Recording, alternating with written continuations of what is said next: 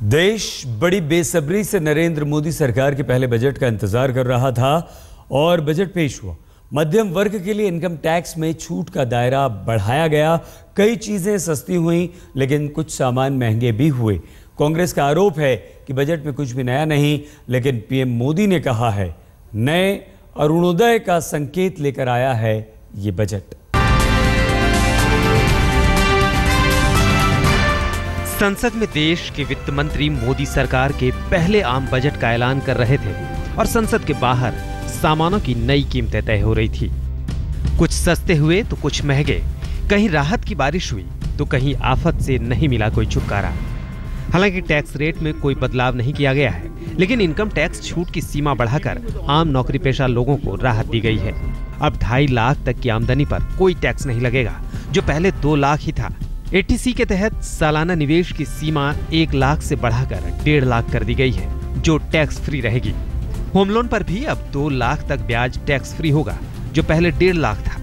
हालांकि आज तक से खास बातचीत में वित्त मंत्री ने और रियायतें ना दे पाने पर अफसोस भी जाहिर किया।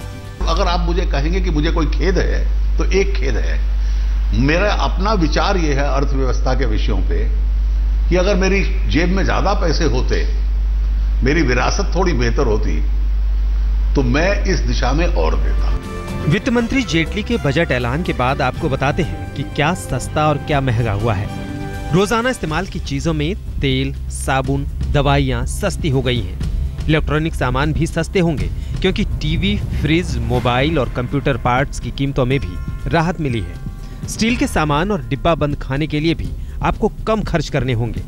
विदेशों में 45,000 रुपए की शॉपिंग पर कोई टैक्स नहीं लगेगा।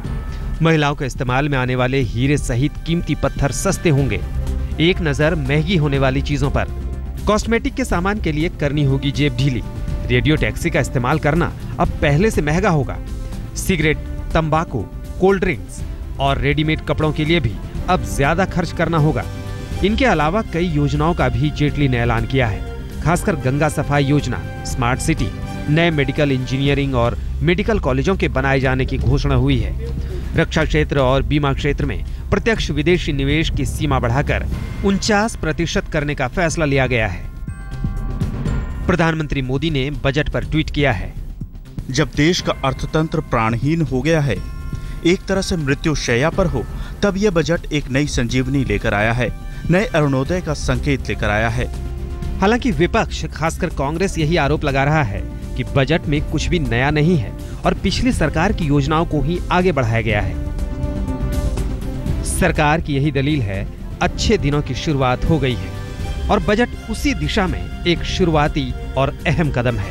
फैसला देश की जनता जनार्दन ही करेगी। आज तक ब्यूरो।